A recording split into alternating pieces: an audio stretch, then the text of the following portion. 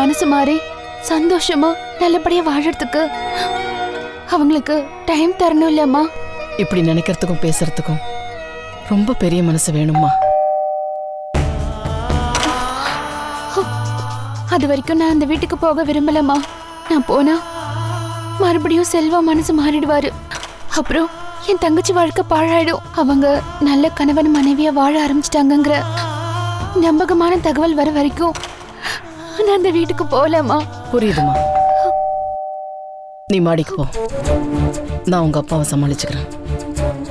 நம்ம அப்புறமா பேசலாம். அப்புறம் பேசிக்கலாம். நீ வா.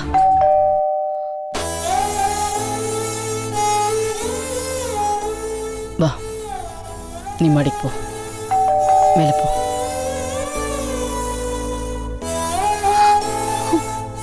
என்னம்மா? அம்மா, ஐயோ, நான் பாத்துக்கிறேன்னு சொன்னல, நீ கவலைப்படாத. போ போ போ.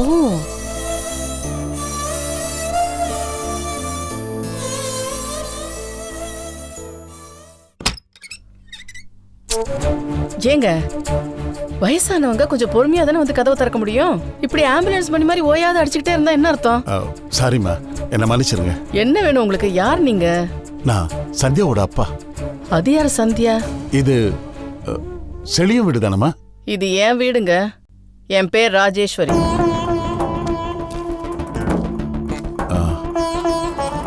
நம்பர் சரியா தான் இருக்கு.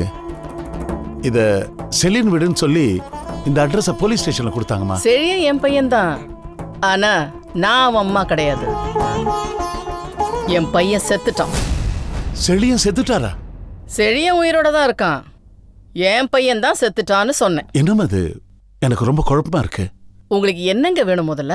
என் பொண்ணு சந்தியா இந்த வீட்டுல இருக்கிறதா போலீஸ் சொன்னாங்க. அப்படி யாரும் இங்க இல்லையே. மா, நீங்க போய் சொல்றீங்கன்னு நினைக்கிறேன். என் வீட்டுக்கு வந்து என்னையே சந்தேகப்படுறீங்களா? இல்ல, உங்க பேச்சு, நடவடிக்கை, செலியனை பத்தி நீங்க சொல்ற விஷயம் இதெல்லாம் சரியா படலமா? சார், உங்க பொண்ணு எதுக்கு சார் என் வீட்டுல இருக்கணும்? உங்களை பார்த்தாதான் எனக்கு சந்தேகமா இருக்கு. வீட்டை கொள்ளையடிக்கிறதுக்கு நோட்டை விட வந்திருக்கீங்களா? ஐயோ, நான் ஒரு ரிட்டையர்ட் ஸ்கூல் வாத்தியாருங்க.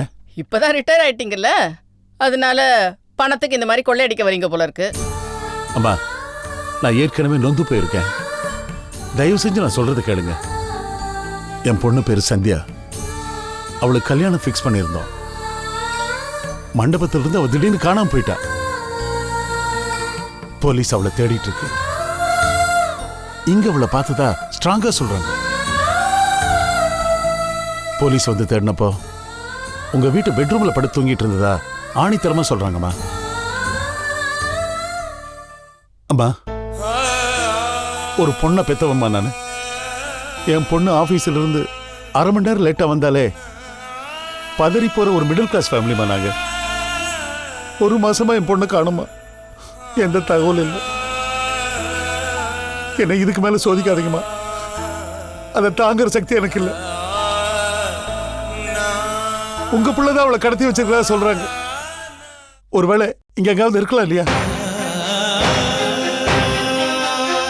சந்தியா, சந்தியா, சந்தியா, சந்தியா. அம்மா, என் பிள்ளை பத்தி தெரிஞ்சா சொல்லிருங்கம்மா. உள்ள இருந்தா ஒப்படைச்சிருக்குமா. சந்தியா, அப்பா வந்திருக்கேம்மா. சந்தியா, சந்தியா. அப்பா, என் பொண்ணு. எங்க உங்க பொண்ணெல்லாம் யாரும் இங்க இல்லைங்க. உங்க கால என்ன பண்றீங்க நீங்க? என்ன சார் இதெல்லாம்? தயவு செஞ்சு என் பொண்ணு ஒப்படைச்சிருக்கப்பா. ஒரு நாள் நான் திருவண்ணாமலைக்கு கிரிவலம் போயிட்டு வந்துட்டு இருக்கும்போது ஒரு பொண்ணு ரோட்ல மயங்கி கிடந்தா. அவளை கொண்டு வந்து வீட்டுல படுக்க வச்சு நான் தான் ஃபர்ஸ்ட் எய்ட் பண்ணேன். அப்பதான் போலீஸ் வந்து அவளை பார்த்தாங்க. மறுநாள் காலையில நான் எந்திரிச்சு அந்த ரூமுக்கு போனா அவளை அங்க காணோம். மயக்கம் தெளிஞ்சதும் அவ கிளம்பி போயிட்டா. எனக்கு ஒரு தேங்க்ஸ் கூட சொல்லல. அவ பேர் என்ன, ஊர் என்ன, எதுவுமே எனக்கு தெரியாது. இப்ப நீங்க சொல்லிதான் அவ பேர் சந்தியானே எனக்கு தெரியும். உங்களை கூட நான் இங்க பாத்திருக்கேம்மா. உங்க புள்ள செழியன் பேரை கூட நான் இங்க கேள்விப்பட்டிருக்கேன். தயவு செஞ்சு நீங்க இங்க கிளம்புங்க சார். உங்க பொண்ணு இங்க இல்ல. எங்க போனான்னு எனக்கு தெரியாது. ஒருவேளை நான் அவளை மறுபடியும் பார்த்தேன்னா கண்டிப்பா நான் உங்களுக்கு தகவல் சொல்றேன். உங்க நம்பரை வேணா கொடுத்துட்டு போங்க. சரிங்கம்மா.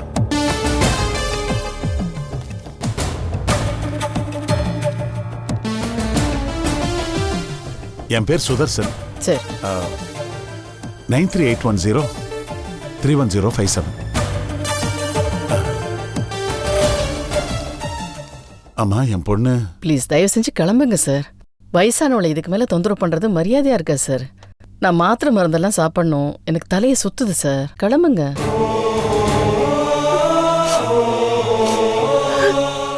நான் வரேம்மா. போயிட்டு வாங்க.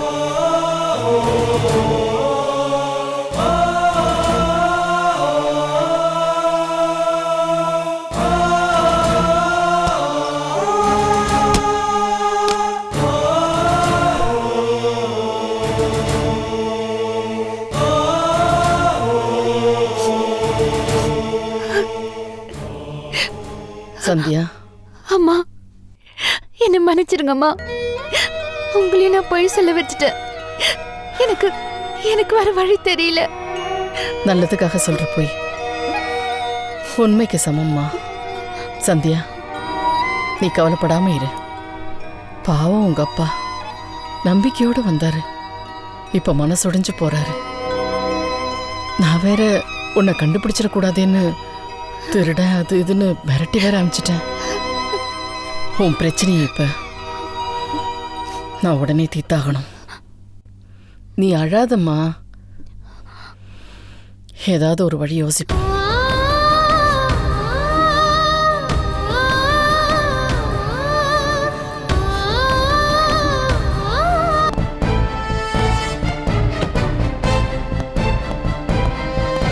என்னாச்சுங்க இங்க நிக்கிறீங்க? டாக்டர் வந்து பார்த்துட்டு இருக்காங்க. அதுக்குள்ளேயும் குழந்தை அழுதா, அதான் வெளியில வந்துட்டேன். ஓ சரிங்க, நான் மேலே போய் பார்க்குறேன். ஆ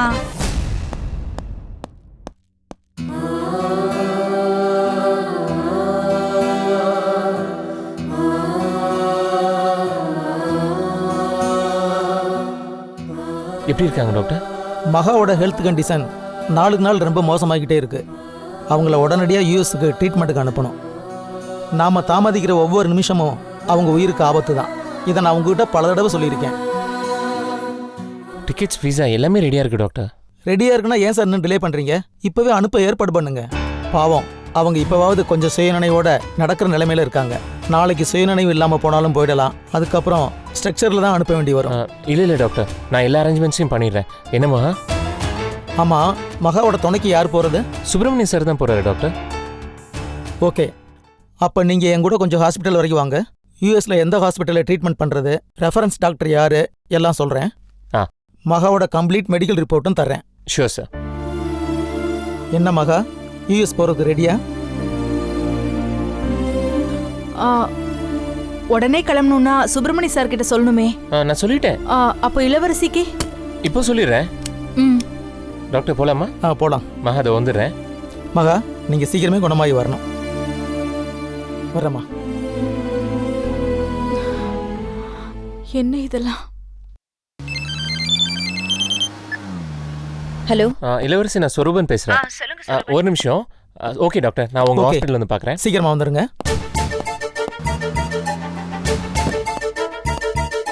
இளவரசி, ஒரு முக்கியமான விஷயம். மகாவோட ஹெல்த் கண்டிஷன் ரொம்ப சீரியஸாக இருக்குது. அவங்க இப்போவே ட்ரீட்மெண்ட்டுக்காக யூஎஸ் கிளம்புறாங்க.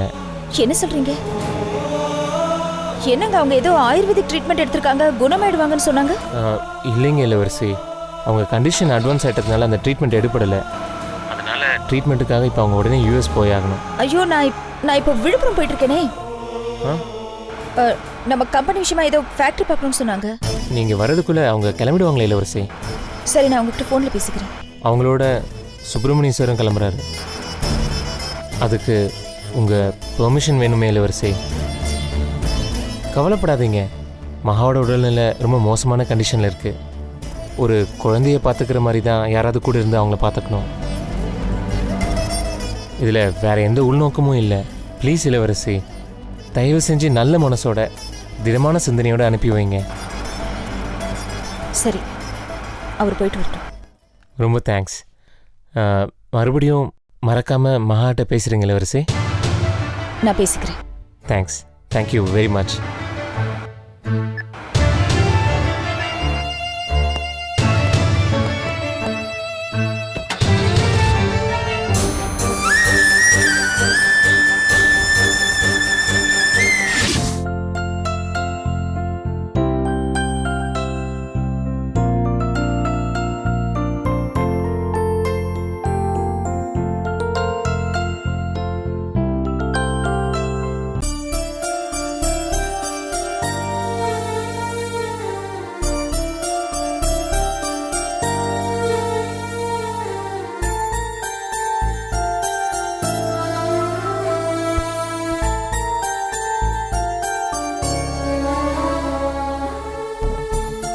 என்னங்க எப்போ வந்தீங்க?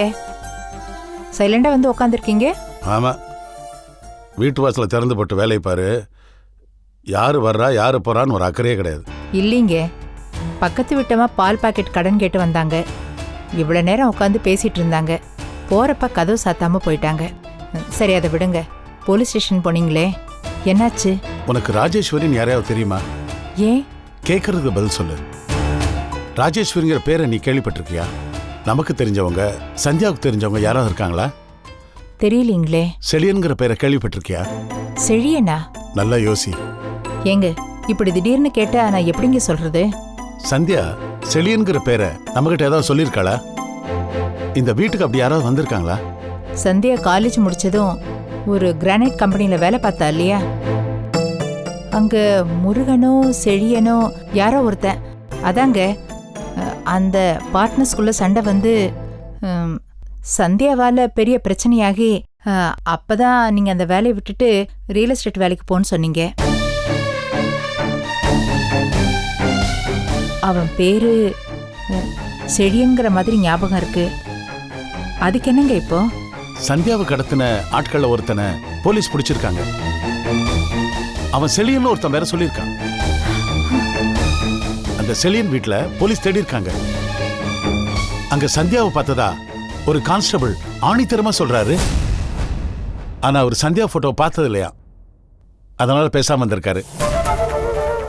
இன்னைக்கு ஸ்டேஷன்ல சந்தியாவோட போட்டோ பார்த்துட்டு இதே பொண்ணு அந்த வீட்டுல பார்த்தேன்னு சொல்றாரு. நம்ம சந்தியாவியா? ஆமா, அந்த அட்ரஸ் வாங்கிட்டு அங்க போனேன். அங்க ஒரு வயசான அம்மா இருந்தாங்க, சந்தியா இல்ல. அந்த அம்மா வேற மாதிரி ஒரு கதை சொன்னாங்க. யாரோ ஒரு பொண்ணு ரோட்ல மயங்கி கிடந்தது. நான் கொண்டு வந்து ட்ரீட்மெண்ட் கொடுத்தேன். அடுத்த நாள் சொல்லாம கொள்ளாம போயிடுச்சு. அது யாருன்னு எனக்கு தெரியாதுன்னு சொல்றாங்க. யாரை நம்புறதுன்னே தெரியல. அப்போ நிச்சயமா அது நம்ம சந்தியாவா இருக்காதுங்க. அது எப்படி சொல்ற? என்னங்க நீங்க உள்ளூர்லயே இருந்துகிட்டு வீட்டுக்கு வராம நம்ம சந்தியா இருப்பாளா? சந்தியா அப்படிலாம் அடுத்தவங்க வீட்டுல தங்குற பொண்ணு இல்லைங்க. தீபாவை சொல்றீங்களா? 10 நாள் கூட ஃபோன் பண்ணாம ஃப்ரெண்டுங்க வீட்டில் தங்கியிருப்பா. ஆனா சந்தியா அப்படி இருக்க மாட்டா. கௌரி, சிச்சுவேஷன் இப்ப மாறி போச்சுமா. யார் எப்படின்னு நம்மளால கணிக்க முடியல. ஏதாவது பிரச்சனை பெருசா வரும்போதுதான் நம்ம பிள்ளையா அப்படின்னு பெத்தவங்களுக்கே தெரிய வருது. அதிர்ச்சி நெஞ்சு அடைக்குது. ஒவ்வொரு அப்பா அம்மாவை பொறுத்த வரைக்கும் அவங்க பிள்ளைங்க தெய்வ சிகாமணிங்க தான். நம்ம பொண்ணு தான் தீபா. அவளுக்கு கல்யாணம் ஆனதும் எப்படி மாறிட்டா? என்ன பேச்சு பேசுறா? எப்படி எடுத்துரிஞ்சு பேசுறா? நம்ம பொண்ணாவ, நாம வளர்த்த பொண்ணாவ சொல்லு. ஏங்க, சந்தியா வேற தீபா வேறங்க. அப்படி சந்தியா அந்த வீட்டுல இருந்திருந்தான்னா உங்க குரலை கேட்டதும் அவ கேட்டுட்டு இருந்திருக்க மாட்டாங்க. அப்பான்னு எந்திரிச்சு ஓடி வந்திருப்பா. அதுவும் வாஸ்தவம் தான். என் பொண்ணுக்கு என் மேல பாசம் அதிகம். அதனால சந்தியா அங்க இருக்க வாய்ப்பு இல்லைங்க. ஆனா எனக்கு ஒரு விஷயம் புரியலங்க. என்ன? அந்த செழியங்கிறவன் சந்தியாவை எதுக்காக கடத்தணும்? யாருக்கு தெரியும்? போலீஸ் அவனை தேடிட்டு இருக்காங்க. கண்டுபிடிச்சா காரணம் சொல்லுவாங்க. சரி, நீங்க மனசை போட்டு குழப்பிக்காதீங்க. சாப்பிட வாங்க.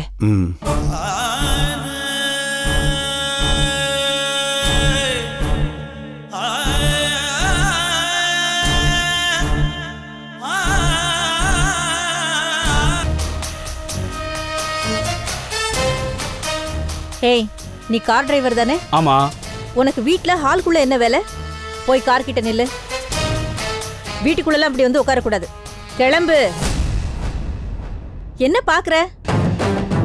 உட்காரணும்னா காருக்குள்ள போய் உட்காரு. நான் சார் கிட்ட பேசிக்கிறேன். நான் ஏற்கனவே பேசிட்டேன், அவரும் சரின்னு சொல்லிட்டாரு. கார் கிட்ட போ. போன்னு சொல்றேன்ல.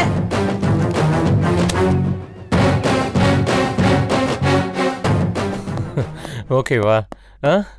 ரிஷி சார் சார் வந்துட்டேன் சார். ரிஷி இதை வண்டியில் வச்சிருக்கீங்களா? Okay sir. இன்னைக்கு கோர்ட்டுக்கு சீக்கிரமா போகணும். நம்ம கேஸ் தான் ஃபர்ஸ்ட் ஹியரிங். வண்டி ரெடியா இருக்குல்ல? ரெடியா இருக்கு சார். அப்புறம் பூஜா என்னமோ பூஜா நான் சொல்ல மறந்துட்டேன். இன்னைக்கு அந்த நாச்சியப்பன் டெக்ஸ்டைல்ஸ்லேருந்து ஒரு 10 லட்ச ரூபா பணம் வரும். பெர்மிஷன் மீறி அந்த 4 மாடி எக்ஸ்ட்ராவாக கட்டினாங்களே அந்த கேஸு. அந்த பணத்தை வாங்கி பத்திரமா உள்ள லாக்கரில் வச்சிரு. அன்னைக்குமா நான் வரதுக்கு லேட் ஆகும்னு நினைக்கிறேன். சரிங்க, நான் கிளம்புறேன். ம் போலாமா? போலாம் சார். பாய். ம்.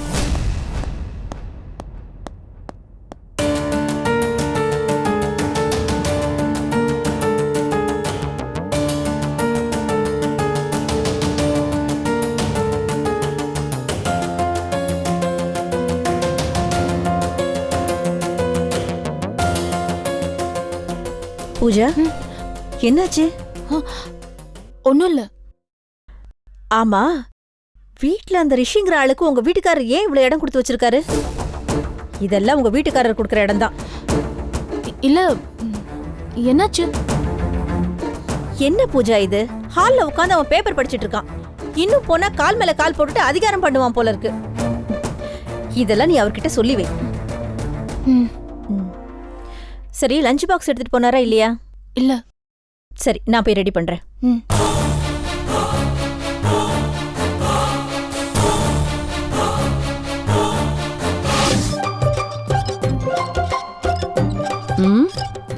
என்ன இதெல்லாம்? ஊஞ்சல் பூரா இவ்ளோ பாத்திரம்? ஏதாவது எடைக்கு கிடைக்கு போட்டு பிளாஸ்டிக் பக்கெட் வாங்க போறியா என்ன? எல்லாம் நீ சாப்பிடுறதுக்கு தான். சிக்கன் பிரியாணி, சொரா புட்டு, ஐரு மீன் குழம்பு, கருவாடு தொக்கு, மட்டன் சுக்கா, தலைக்கறி. ஐயோ, போதும் போதும் போதும், எனக்கு தலையே சுத்துது. எதுக்கு இவ்ளோ ஐட்டம்? அடியே, இந்த பொண்ணம்மாவோட கைப்பக்குவத்தை நீ தெரிஞ்சுக்க வேணாமா? அதுக்காகத்தான். ஐயோ, எனக்கு இப்பவே வாயில எச்ச ஊறுதே.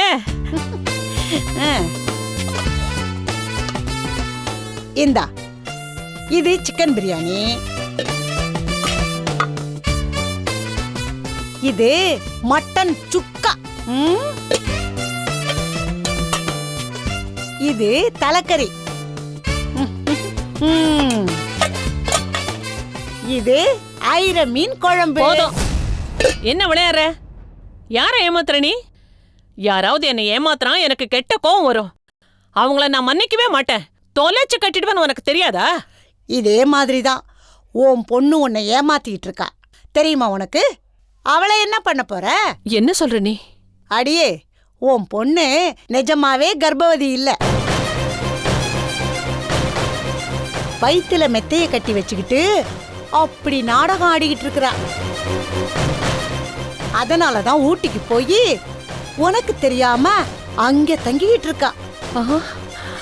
வேற யாரோ ஒருத்தி குழந்தை பெத்து கொடுக்க போறா. அத தான் குழந்தைன்னு ஜெயந்தி உன்கிட்ட வந்து காட்ட போறா. பாக்யா, பாக்யா, பாக்யா, பாக்யா, பாக்யா, பாக்யா, ஐயா, பாக்யா. அம்மா, ஜெயந்தி, என்னாச்சு ஜெயந்தி? எங்க அம்மா, எங்க அம்மாக்கு என்ன? எங்க அம்மாக்கு ஹார்ட் அட்டாக் வந்துருச்சுங்க. கனவு கனவு ஏதாவது கண்டியா? ஆமாங்க, எனக்கு குழந்தை பிறக்காதுன்னு அந்த பொண்ணம்மா எங்க அம்மா கிட்ட சொல்லிட்டாங்க. அந்த அதிர்ச்சியை தாங்க முடியாம எங்க அம்மாக்கு நெஞ்சு வலி வந்துருச்சு. ஐயோ அம்மா, என்ன மன்னிச்சிடுமா. தேவையில்லாம கனவு கண்டு ஏன் இப்படி கஷ்டப்படுற? இந்த பொண்ணம்மா அவங்களோட புத்தியை காட்டிட்டாங்க. ஏன் இப்படி சொல்ற? எனக்கு என்னமோ அவங்க காட்டி கொடுக்க மாட்டாங்கன்னு தான் தோணுது. எப்படி சொல்றீங்க? உன் மெடிக்கல் ரிப்போர்ட்டை திருடிட்டு போய் அதை அத்தை கிட்ட காட்டி குழந்தை ஆரோக்கியமாக தான் இருக்குன்னு டாக்டர் மூலமாக நம்ப வச்சிருக்காங்க. அப்படி செஞ்சவங்க உன்னையும் காட்டி கொடுக்க போகிறாங்க. நீ பழசையே நினச்சி பயப்படாம பேசாம படு.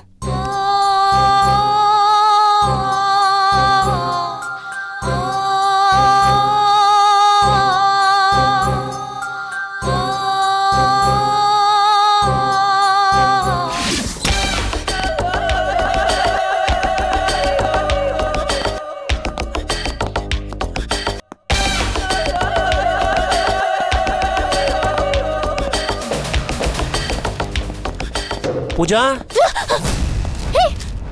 நீயா? நீ எதுக்கு இங்க வந்த? இவனை எதுக்கு கூட்டிட்டு வந்த? இவன் தானே என் பார்ட்னரு. முத காசு வாங்க போறோம், இவனை தானே கூப்பிட்டு வரணும். ஏன் பூஜா, பணம் வாங்க நான் வரக்கூடாதா? பணமா? என்ன பணம்? அந்த நாச்சியப்பன் துணி கடைக்காரன் 10 லட்ச ரூபா கொடுத்தானே, அந்த பணம் எங்க? அவரா? அவர் இங்க வரவே இல்லையே. பொய் சொல்லாத பூஜா. உங்க வீட்டுக்காரர் கோர்ட்ல இருந்தாரு. அவங்க எனக்கு ஃபோன் பண்ணி என்கிட்ட தான் அட்ரஸ் கேட்டாங்க. மறுபடியும் எனக்கு ஃபோன் பண்ணி உங்ககிட்ட தான் பணத்தை கொடுத்ததை என்கிட்ட சொன்னாங்க. ஏய், நான் அப்பவே சொல்ல, இவளை நம்பாத, இவர் ஏமாத்துக்காரின்னு. நம்மளை கழுத்து இருக்கிறது நேரம் பார்த்துட்டு காயாவ. சரி, உன் ஃப்ரெண்டுக்கு ஃபோன் பண்ணி, இவ பணமும் வேணாம் ஒன்றும் வேணாம். நீ அவனுக்கு ஃபோன் பண்ணி உடனே அந்த வீடியோவை நெட்டில் அப்லோட் பண்ண சொல்கிறா. ஐயோ ஐயோ வேண்டாம் ப்ளீஸ். நான் தெரியாம சொல்லிட்டேன். அந்த பணத்தை உன்கிட்ட கொடுத்துட்டா நான் என் புருஷனுக்கு என்ன பதில் சொல்றது? அவர் வந்த உடனே 10 லட்சம் எங்கன்னு கேட்பாரே. அது உன் பிரச்சனைடி. எவ்வளோ பெரிய தப்பு பண்ணிட்டு கொஞ்சம் கூட மனசாட்சி உறுத்தாம கல்யாணம் வேற பண்ணிக்கிட்ட. ஒரு பணத்தையே புருஷக்கிட்டது மறைக்கிறவளுக்கு ஏண்டி 10 லட்சம் மறைக்கிறது உனக்கு என்ன பெரிய விஷயமா என்ன? பணத்தை கொண்டு வா போ. இப்போ நீ அந்த பணத்தை தரலனா நீ எங்களை ஏமாத்த போறன்னு அர்த்தம்.